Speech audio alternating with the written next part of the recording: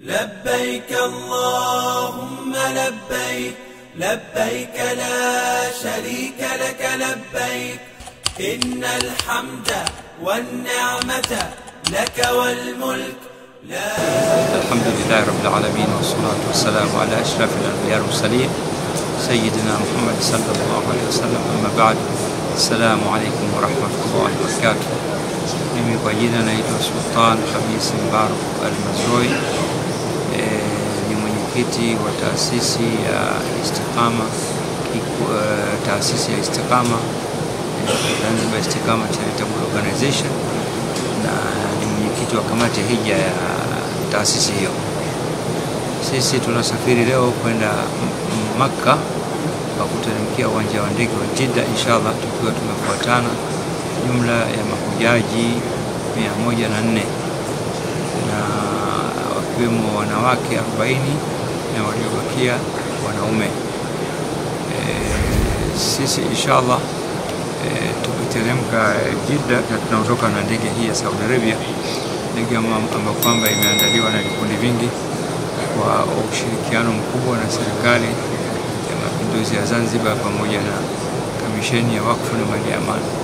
Alhamdulillah, mpaka sasa hivi taratibu zinakwenda vizuri, kuanzia kwenye mafunzo ya semina tofauti. Sisi tumefanya semina zaidi ya 10 katika nyakati kabla ya Ramadhani mpaka kufikia kufunga kwa kuelekea kwenye safari, na alhamdulillah watu wamepokea mafunzo na wote nadhani wako tayari kwa ajili ya ibada ya hija, alhamdulillah. Na sisi tunachukua mahujaji kutoka hapa, kutoka Bara, Pemba na kadhalika. Sisi tunaondoka, tunakwenda safari hii nzito na ya wiki 3, ikiwa tunakwenda kuchanganyika na Waislamu wa dunia nzima, katika sote tukiwa tunataka ibada moja na kila wakati. Kwa hivyo tunaomba Waislamu wenzetu walioko nyumbani hapa watuombee dua kwamba tupate wepesi wa kwenda kutekeleza ibada hiyo, na Allah atukubalie na turudi hapa nyumbani salama.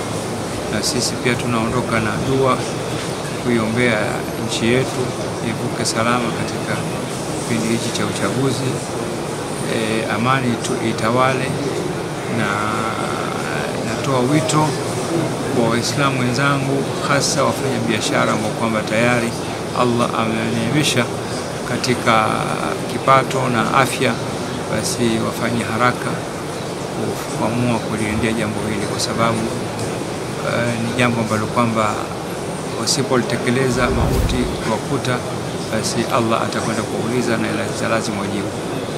Na kwa hakika hata huko Makka basi kwenyewe kuna hitaji sasa hivi mtu aende na afya yake na nguvu. Na unatoa wito kwa Waislamu wa Zanzibar na Tanzania kwa jumla kwamba tuharakishe kuchagua vikundi tunavyoona kwamba tumekinai kwamba vitatusafirisha kwa kusikiliza sifa zake na jitihada zake katika kuwahudumia mahujaji, basi waamue kwenda hija. Na taasisi nyingi zinapokea vile malipo kidogo. Kwa hivyo hizo ni fursa muhimu kuzichangamkia, na sisi tunaombea dua waliobakia nyumbani, Allah awafikishe kwa karibu katika miaka ya karibu kwenda kutekeleza nguzo hii, ili Uislamu uende mbele na kila kwamba kutimiza wajibu na haki za dini atimize. Wa hadha, assalamu alaikum wa rahmatullahi wa barakatuh. Hija makbul kwa Waislamu wote wanakwenda hija, na waliobakia inshallah awalinde kwa salama yake. Shukran. لبيك اللهم لبيك لبيك لا